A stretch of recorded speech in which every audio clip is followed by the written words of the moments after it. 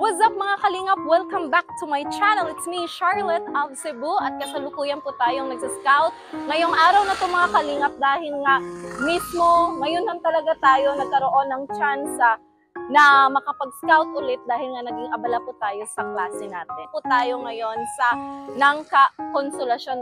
Still nasa Nangka pa po, no? Kasi malawak po yung Nangka eh.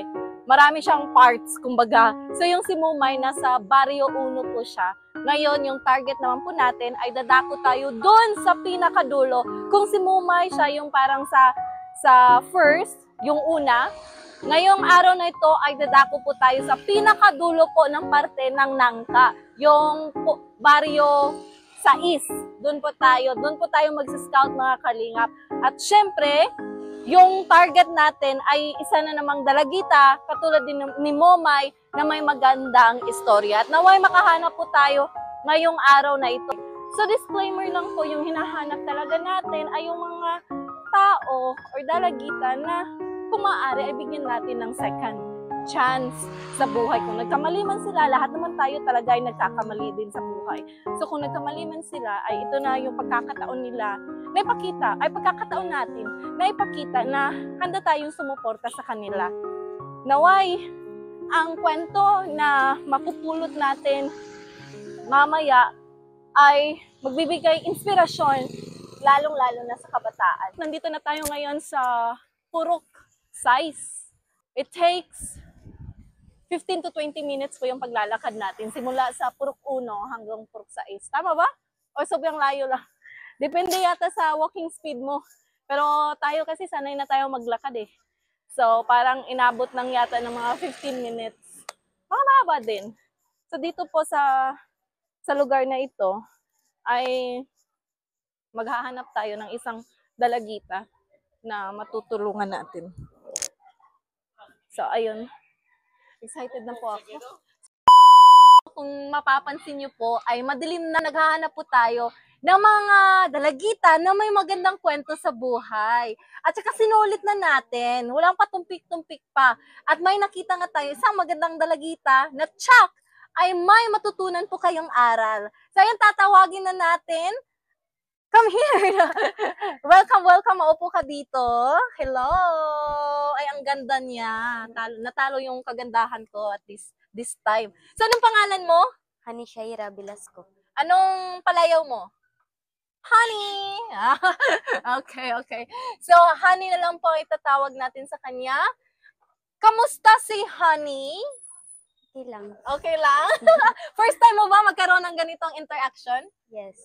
First time niya. So, Honey, pwede kang mag-Bisaya, pwede kang mag-Tagalog, at pwede ka din mag-English, okay? Pag hindi mo naiintindihan yung tanong ko, maaari mo akong tanungin at bibisayain po natin yan. Kasi lahat po ng mga viewers natin ay kadalasan po ay nasa Luzon at saka nasa Bicol region, kung saan Tagalog talaga yung nila, no, yung lingwahe nila.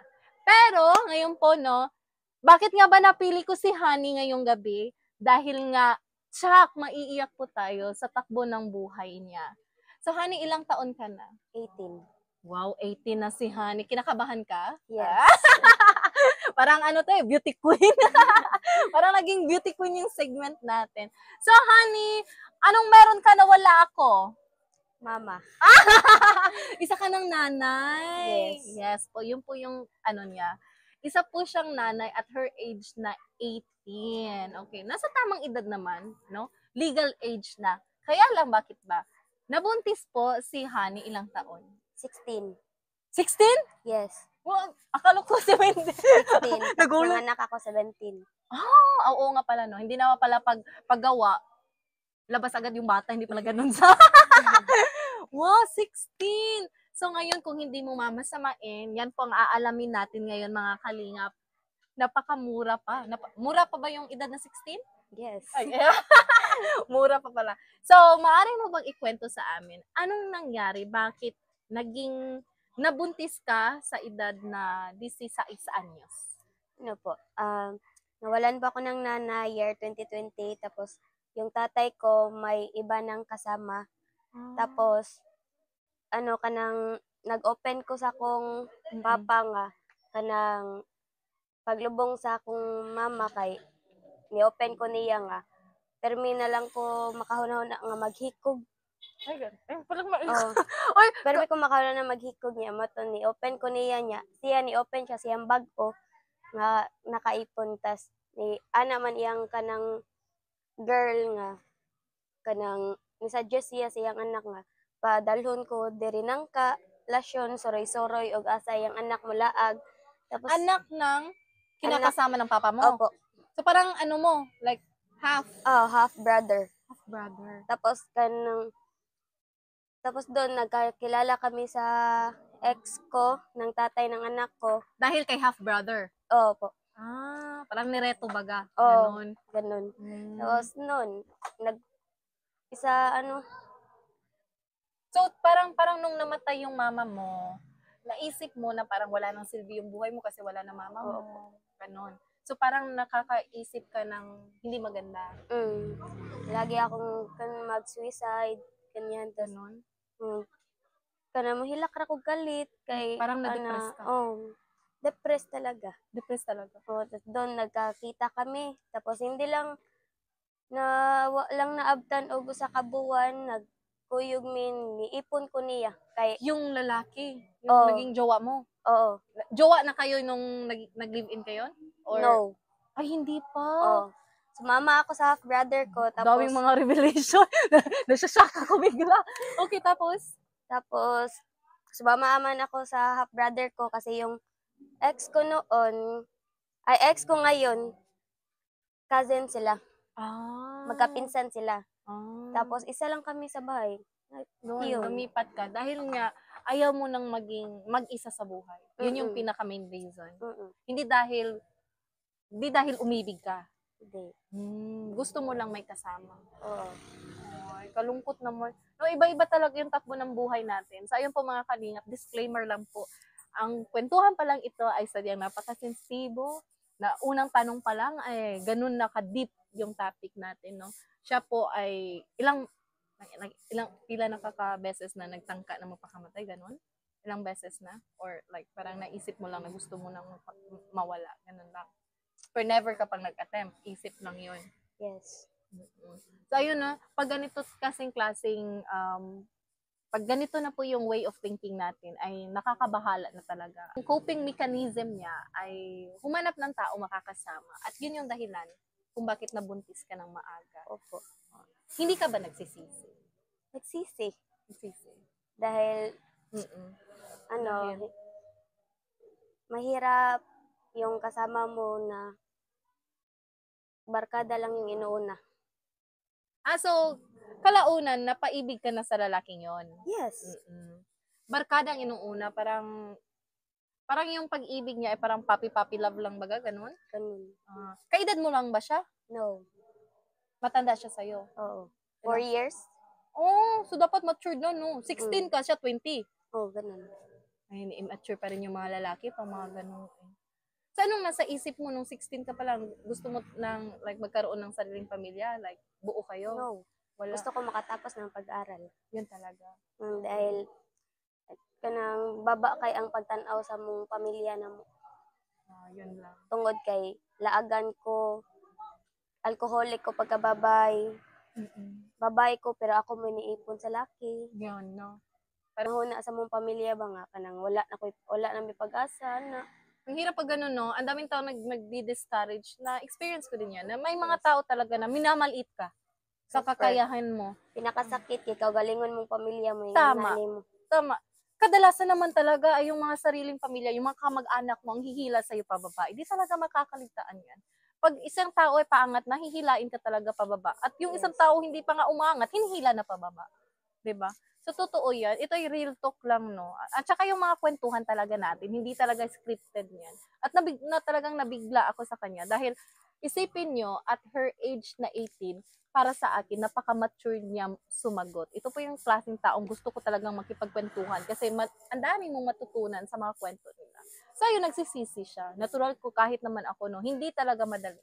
Ikaw ay dalaga ka pa, matatawag pa kitang batang ina. Mahirap talaga. Mahirap, super. Ilang anak mo? Isa lang? Isa. Ilang taon na siya? 1. Ikaw lang ang nag-aalaga at bumubuhay sa kanya?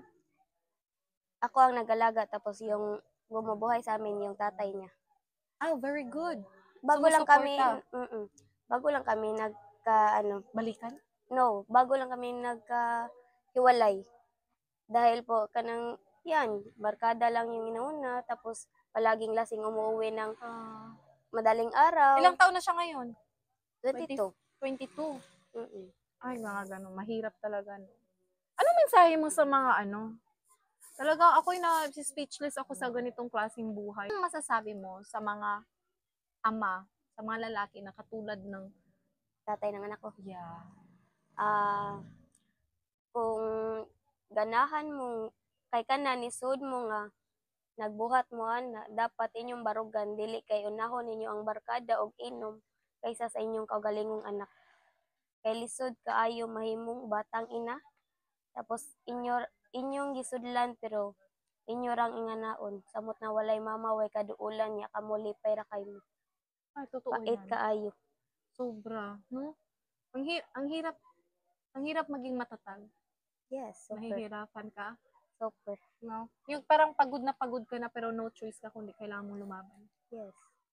Sinong nagbibigay ng lakas ng loob? Anak ko lang. Anak mo lang. Bakit siya? Kanang tanaw ko niya nga makahunaw na ko og magpakamatay ko unsaon akong anak. True. Lisod Naiisip mo kaayo. pa rin ba yan hanggang ngayon? Yes. Oo. Kalungkot Lisod ka naman. nang muhilak akong anak niya. Wa ko kasabot, muhilak na lang sad ko kay wa ko kay baon sa kakapoy. Kaya wala ko'y mama kaduulan. Naiiyak na din ako. Pasensya na, nagiging maiyakin tayo dito. Wala lang. Ako sa uban. Uban nga pareha na ako nga nahimong batang ina pero swerte sila na sila yung mama kaduulan. Ay, Bait kayo kay sayo kay ko ng kanak tapos sayo pa ako napili. kung maaari mong ibalik ang panahon, pwede man mo balikon ang imong kagahapon. Paano mo ito babaguhin? Hunong sa pag uyab-uyab. Ay, okay ra mag-uyab-uyab pero dili lang sa restriction. ipon-ipon. Yes, live in, no? Yes, nya. Know your limitation. That's true. Talaga. Study first, jud. Bakit kaya? Para nindot ang dagan sa kinabuhi. Totoo. Madami nating matutunan sa kanya at real talk din siya na pagkababae. Pinapakita niya dito na talagang pinagsisihan niya yung naging karanasan niya sa buhay. Pero, kahit ganun pa man ang nangyari, ay pinanindigan niya. Masasabi ko talaga, isa kang mabuting ina. Kasi kitang-kita po talaga how strong she is. Sana ganito lahat ng mga nanay. Kasi hindi po lahat ng mga nanay ay may ganitong klaseng kalooban hindi naman natin matatawag na disgrasya kasi pinili man ito yung landas na tinahak nyo. Dapat panindigan. May ilan kasi, ganun talaga. May mga ilan kasi na hindi tumatayo bilang isang magulang. Or siya, napapamangha. At naiiyak din ako sa kwento niya. Kasi parang may similarities. Lalo-lalo na sa depression, mga ganun. Naiintindihan ko talaga siya. So, gustong-gusto ko ang babaeng to. I like, gustong-gusto ko yung pananalita niya, yung pag-express niya. Ngayon, ito'y mapapanood talaga ng anak mo in the future. Kung gaano ka strong, gaano ka matatag, gaano kagaling ang kanyang mama. Anong mensahe mo sa anak mo? Kanang tarong lag-eskwela niya, kanang unta imong tarongon pohon ug maminyo ka tarongon nimo imong asawa, dili sama nako ug unsa kalisod akong kaagi nga naa ka nga pag-atiman nga walay inahan maduulan. Unta pinanggaon nimo imong asawa ug imong kaugalingong inahan nga ako. Kay lisod kayo nga mahimong batang ina.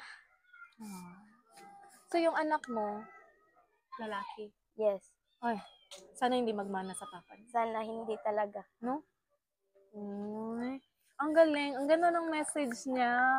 And I'm pretty sure, no, dahil alam kong gaano ka kabait, gaano ka kagaling, I'm pretty sure na talagang malaki yung pag mudako na mong anak, sure ko na siya, matino, maginoo, mapagmahal sa magulang.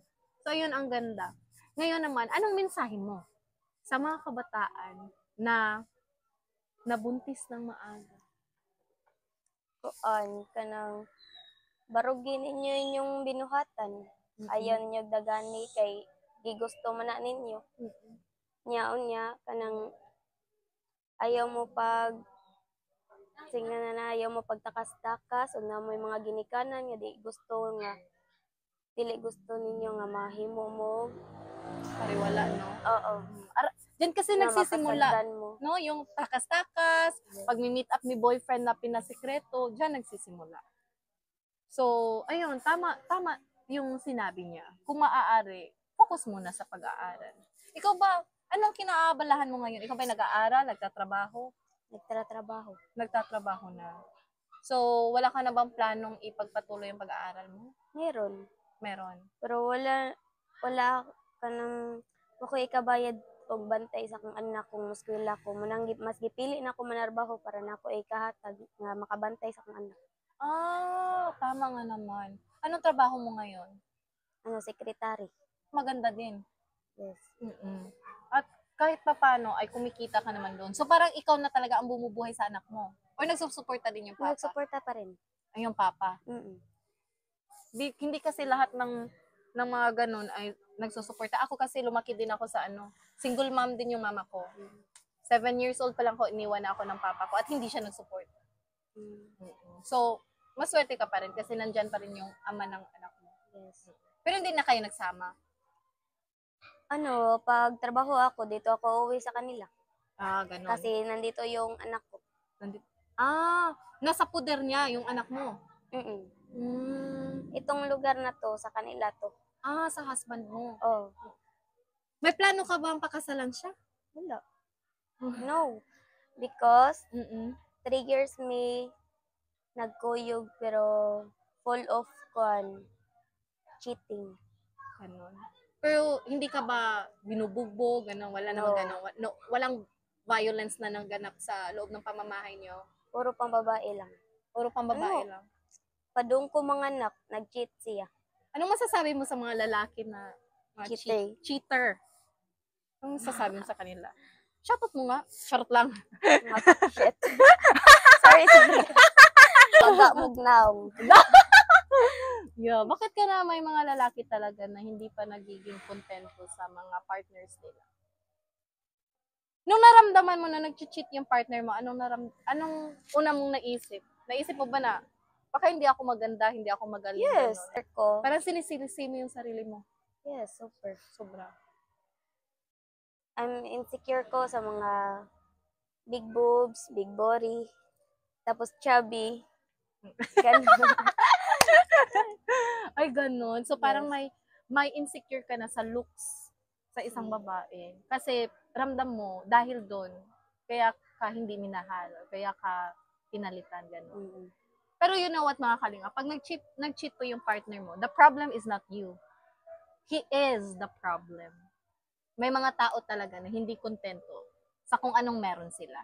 So, never ever blame yourself na baka ikaw yung problema. Lahat naman tayo ay may problema sa pag-ibig, sa relasyon. Ang key lang po talaga dyan ay communication. Mag-usap kayo.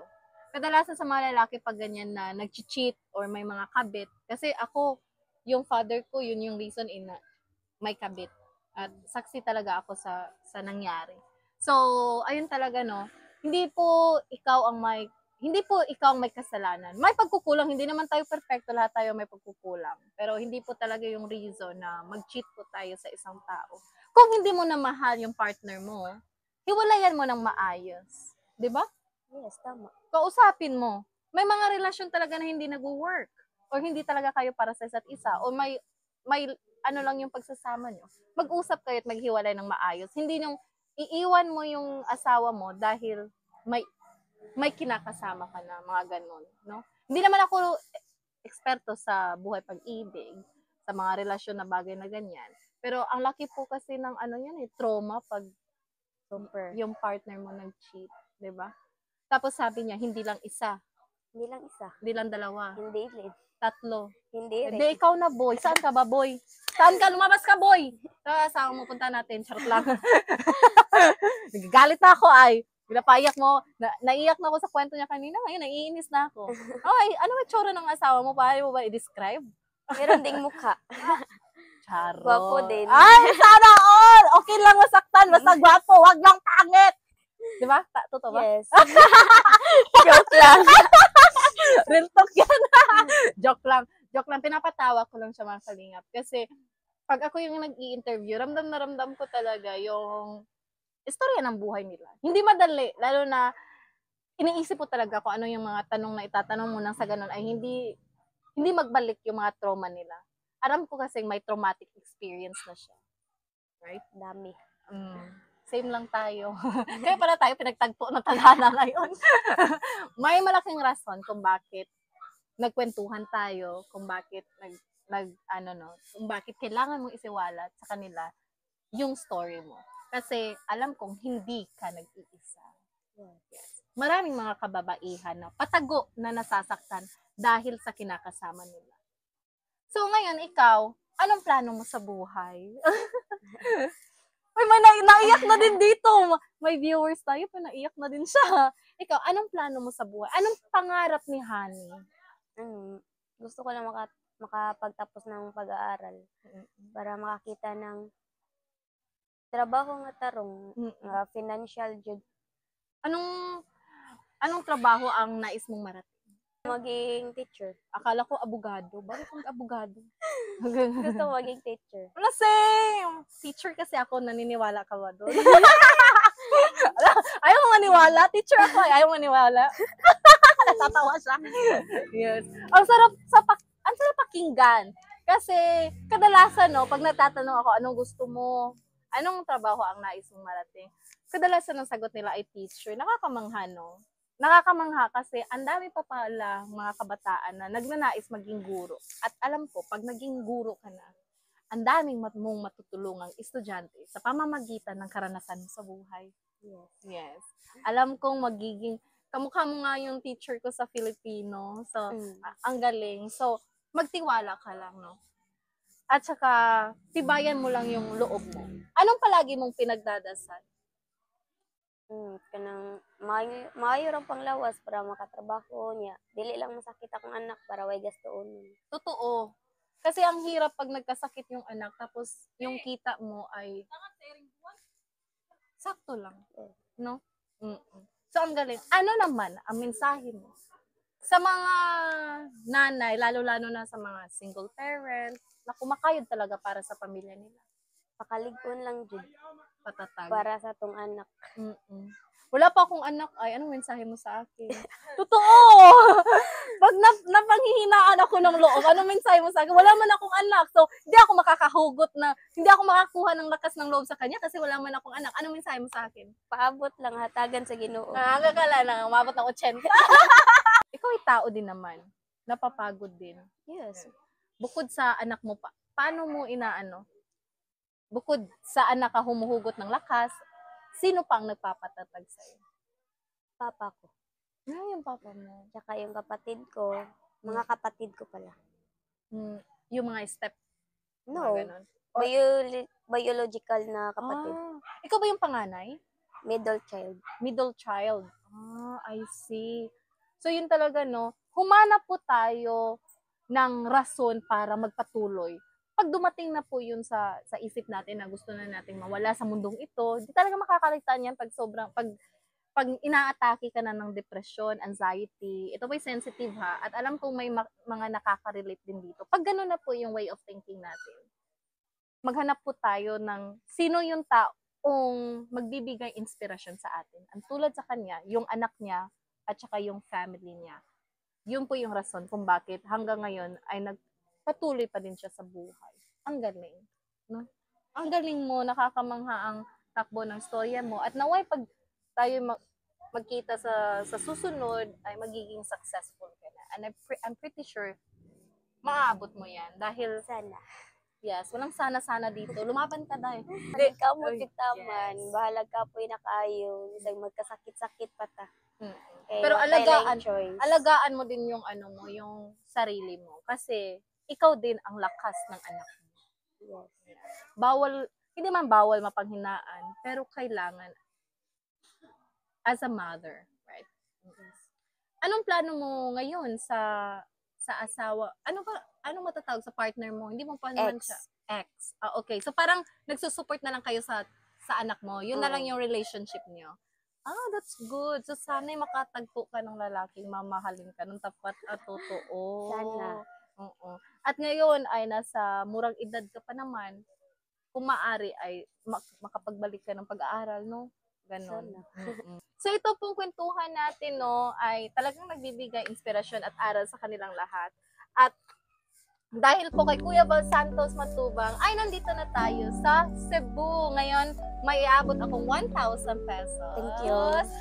Yan po yung ano namin, no, yung pasasalamat dahil pinaunlakan mo ang aming panayam. At naway, ang konting halaga na yan ay ano, pang merienda. Ay makatulong sa'yo ng kaunti.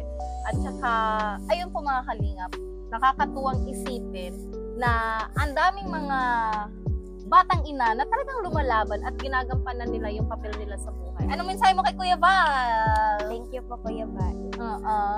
Maraming salamat din, Kuya Val, no? Kasi nga, ay hindi po kayo nag-atubiling tulungan yung mga kapwa Cebuana, mga lalo-lalo na dito, yung mga taga-konsolasyon. Maraming pong salamat dahil umabot na po dito yung Team Kalingap. Kayong wala ka ng mensahe?